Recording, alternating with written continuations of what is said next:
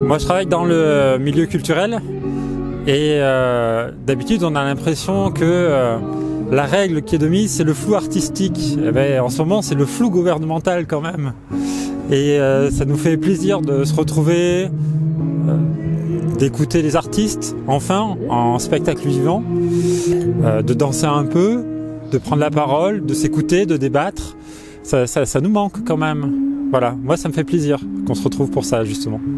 La vie c'est se rencontrer, c'est imaginer le futur, c'est passer des moments en famille, passer des moments entre amis. Et on comprend bien que ce virus en fait il est très contagieux, qu'il faut briser les chaînes de contamination. Mais on a l'impression que ceux qui nous gouvernent ne nous voient comme des agents économiques et pas forcément comme des citoyens qui peuvent être responsables, qui peuvent assumer les gestes barrières qu'on leur donne des protocoles à suivre. Et nous, c'est ce qu'on pratiquait. En fait, on avait un protocole sanitaire très strict. Tous les abonnés, toutes les personnes qui venaient assister aux représentations les respectaient. C'était extrêmement respectueux. On a entendu parler d'aucun cluster dans aucun cinéma, aucun théâtre de France quand même. Tandis que les écoles restent ouvertes, tandis que des sociétés restent ouvertes.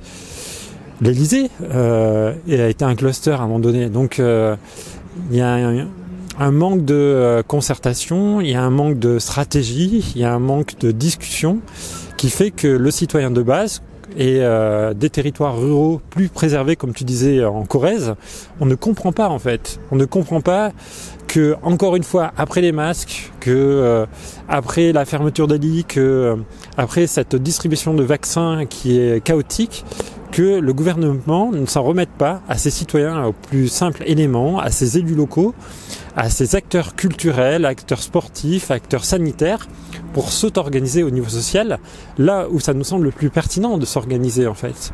Voilà, on avait confisqué le futur et maintenant on confisque le présent avec cette crise sanitaire et on ne nous donne aucune perspective d'emploi, aucune perspective d'études.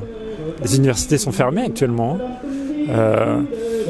Être obligé d'apprendre et de se construire en tant qu'adulte derrière un Zoom, derrière un écran, est-ce que c'est ça qu'on a envie pour les jeunes et les jeunes adultes qui vont prendre des responsabilités dans les années à venir? C'est ça qu'on leur inflige aussi.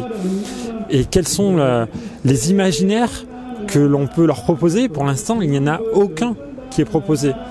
Je pense qu'au-delà du fait d'être festif, on revendique le fait d'exister. Le fait de vivre, le fait d'avoir des pensées, le fait de vouloir les partager, soit par la parole, soit par un geste artistique.